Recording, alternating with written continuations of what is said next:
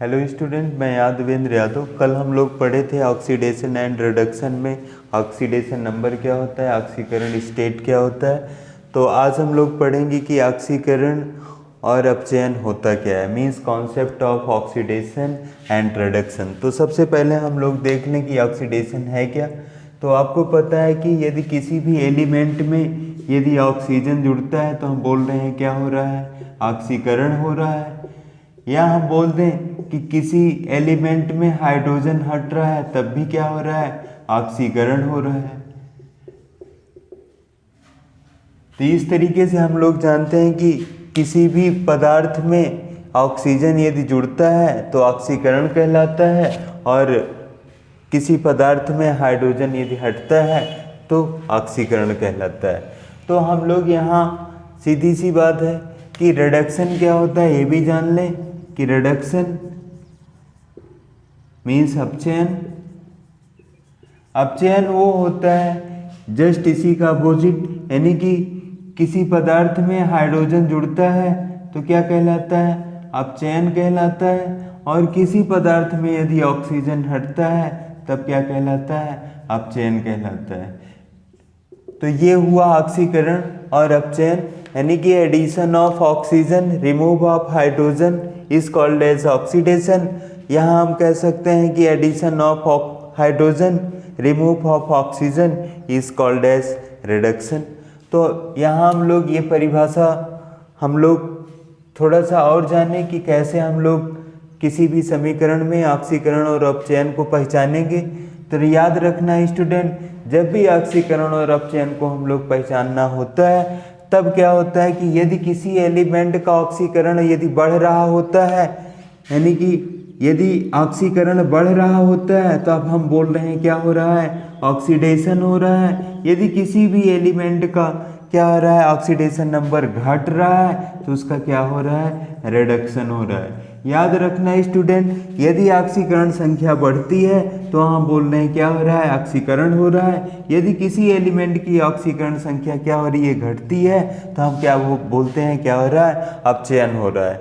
एक एग्जाम्पल्स लिया जाए, जैसे यदि हम बोलें कि जिंक है, यदि कॉपर सल्फेट से यदि ये अभिक्रिया करता है तो ये क्या बनाता है, जिंक सल्फेट बनाता है, प्लस क्या होता है, कॉपर निकल जाता है। आपको पता है कि जिंक यहाँ किस फॉर्म में है, नेटिव फॉर्म में है, तो इसका ऑक्सीडेशन नंबर क्या होगा, 0 होगा। सल्फेट एक रेडिकल है, रेडिकल आपको पता है कि सल्फेट पर हम लोग कल लिखे थे कि कितना होता है, -2 होता है, तो कॉपर का क्या होगा, +2 होगा। यहाँ जिंक का क्या, सल्फेट का कितना है, -2, तो जिंक का क्या होगा, +2 होगा। और कॉपर नेटिव फॉर्म में है तो इसका क्या होगा, 0 होगा। आप यहाँ दिख रहा है जिंक 0 से चल रहा है, कितने में जा रहा है, +2 में जा रहा है, यानी कि 0 से चला +2 में गया। इसका मतलब है हमने कहा था कि जहाँ ऑक्सीकरण मीन्स जहाँ ऑक्सीकरण संख्या बढ़ती है वहाँ क्या होता है, ऑक्सीडेशन होता है। मीन्स जहाँ संख्या बढ़ गई यानी कि 0 से 2 में चला गया यानी कि बढ़ गया, तो यहाँ क्या हुआ, ऑक्सीडेशन हुआ। ऑक्सीडेशन हुआ और यहाँ कौन सा एजेंट वर्क किया, रिड्यूसिंग एजेंट वर्क किया है, रिड्यूसिंग एजेंट।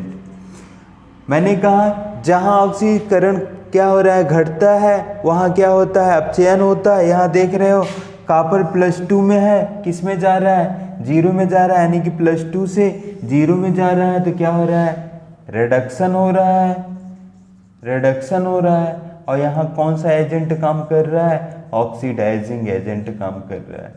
तो इस तरीके से हम लोग देखते हैं कि जहाँ यदि ऑक्सीकरण संख्या बढ़ती है वहाँ क्या होता है, ऑक्सीडेशन होता है। वहाँ कौन सा एजेंट काम करता है, रिड्यूसिंग एजेंट काम करता है।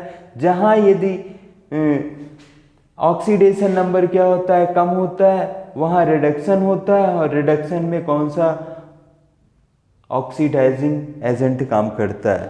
तो स्टूडेंट इस तरीके से हम लोग देखें कि ऑक्सीकरण क्या होता है, कि जहाँ ऑक्सीकरण वो होता है जहाँ क्या होता है कि ऑक्सीकरण संख्या बढ़ती है वहाँ ऑक्सीडेशन नंबर होता है, और जहाँ ऑक्सीकरण संख्या घट जाती है वहाँ क्या होता है, अपचयन होता है।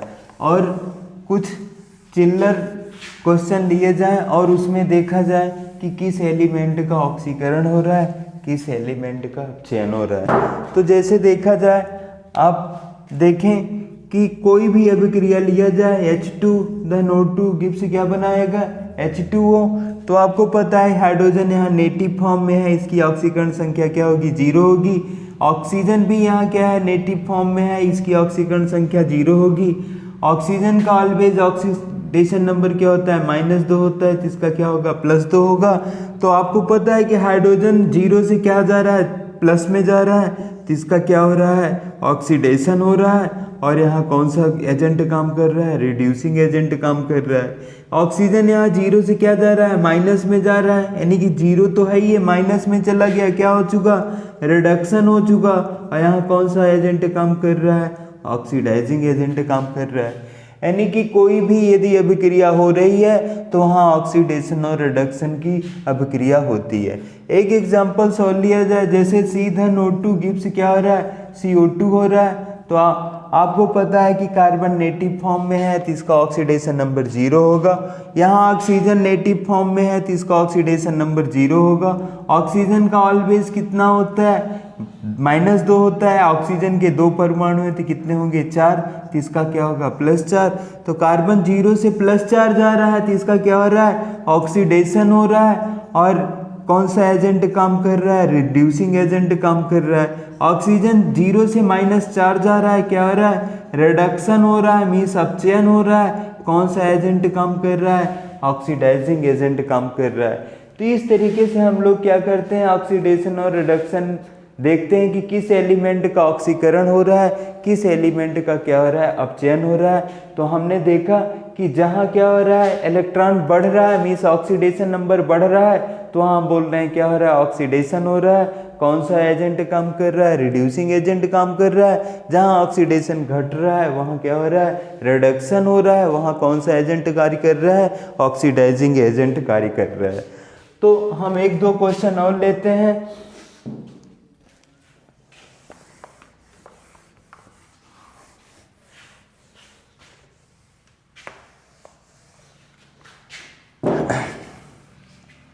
जैसे यदि हम लोग देखें कि Cu + FeSO4 गिव्स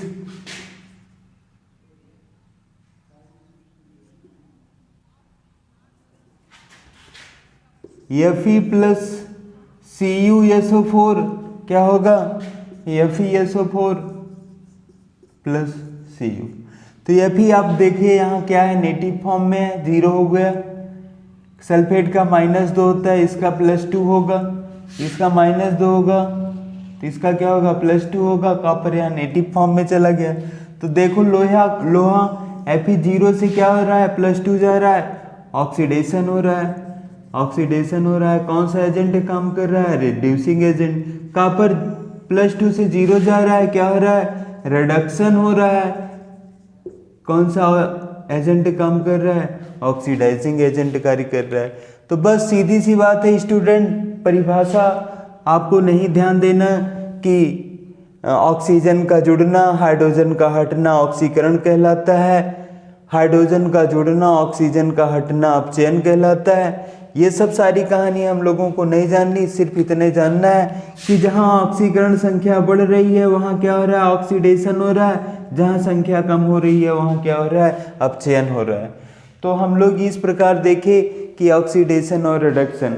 हम लोग देखते हैं रेडॉक्स अभिक्रिया।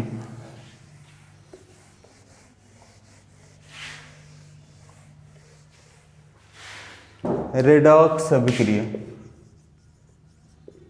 Redox reaction. रेडॉक्स रिएक्शन वो कहलाता है जिस अभिक्रिया में ऑक्सीकरण एवं अपचयन दोनों साथ साथ अभिक्रियाएं चलती हैं, उन्हीं को हम बोलते हैं क्या, रेडॉक्स रिएक्शन।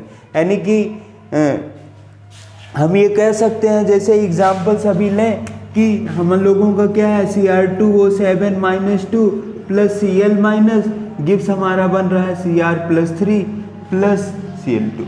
तो हम देख लें कि यहाँ रेडॉक्स रिएक्शन हो रहा है या नहीं। तो आपको पता है कि ऑक्सीजन क्या होता है, -2 होता है। तो कितना हो गया, 7 दूना 14, 14 में से 2 जाएगा 12, 12/2 क्रोमियम, यहाँ कितना ऑक्सीडेशन 6, और यहाँ क्रोमियम कितना +3। तो क्या हो रहा है, क्रोमियम +6 से +3 जा रहा है, क्या हो रहा है, घट रहा है। तो इसका मतलब यहाँ क्या होगा, रिडक्शन होगा। और यहाँ कौन सा एजेंट कार्य करेगा, ऑक्सीडाइजिंग एजेंट कार्य करेगा। Cl यहाँ कितने में है, -1 में है, यहाँ Cl कितने में है, 0 है, यानी कि माइनस से क्या हो रहा है, 0 में जा रहा है। इसका मतलब क्या हो रहा है, यहाँ बढ़ रहा है, ऑक्सीडेशन हो रहा है, ऑक्सीडेशन हो रहा है। और यहाँ कौन सा एजेंट काम कर रहा है, रिड्यूसिंग एजेंट कार्य कर रहा है। यानी कि यदि किसी भी अभिक्रिया में ऑक्सीकरण और अपचयन यदि अभिक्रियाएं साथ साथ होती रहती हैं तो उन्हीं अभिक्रियाओं को हम बोलते हैं क्या, रेडॉक्स अभिक्रिया। एक और एग्जांपल्स लिया जाए, जैसे यदि हम बोलें कि MnO4- plus C2O4- 2 gives MnO plus CO2। यहाँ देखा जाए मैग्नीज का ऑक्सीडेशन 4 दूना 8, 8 में से 1 गए 7, तो यहाँ मैग्नीज का ऑक्सीडेशन नंबर कितना हो गया, +7। यहाँ मैग्नीज का ऑक्सीडेशन नंबर कितना है, +2। आपको दिख रहा है कि +7 से +2 जा रहा है। इसका मतलब है यहाँ क्या हो रहा है, ऑक्सीकरण संख्या क्या हो रही है, कम हो रही है। तो यहाँ हमको हमारा क्या होगा, रिडक्शन होगा, रिडक्शन होगा। अब यहाँ आपको दिख रहा होगा कि 4 दूना 8, 8 में से 2 गए 6, 6 में बटे 2, 2 3 6, यहाँ कार्बन का +3 है और यहाँ कार्बन का +4 है। तो इसका मतलब है कि कार्बन का क्या हो रहा है, बढ़ रहा है, +3 से +4 जा रहा है। तो यहाँ क्या हो रहा है, ऑक्सीडेशन हो रहा है। कौन सा एजेंट काम कर रहा है, रिड्यूसिंग एजेंट काम कर रहा है। तो इस तरीके से हम लोग देखें कि रेडॉक्स अभिक्रिया क्या होती है। जिस अभिक्रियाओं में क्या होता है, ऑक्सीकरण एवं अपचयन की अभिक्रिया होती है तो उसको हम बोलते हैं क्या, रेडॉक्स अभिक्रिया। तो अगला हम लोगों का जो पॉइंट है, डिस्प्रपोर्शनेशन रिएक्शन। डिस्प्रपोर्शनेशन रिएक्शन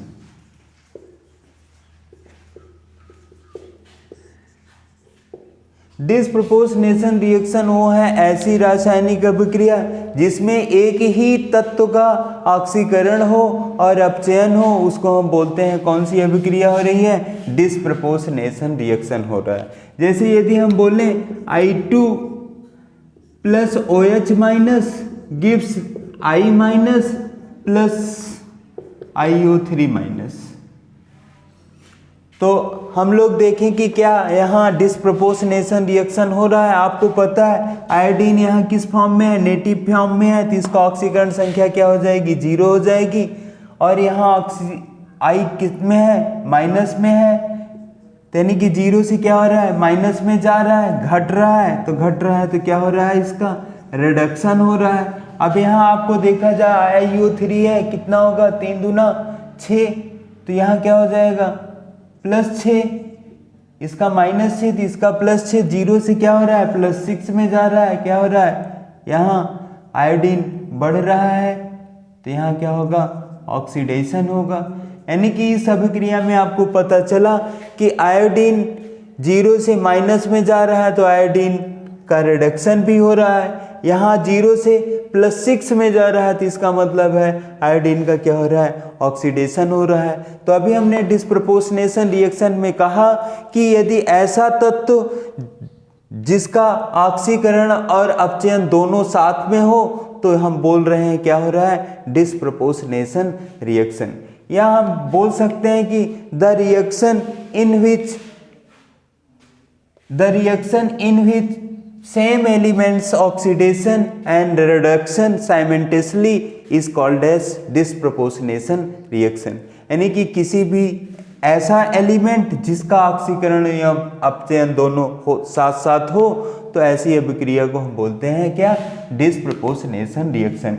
एक अभिक्रिया और देखी जाए, जैसे Cl2 plus NaOH gives NaCl plus NaOCl।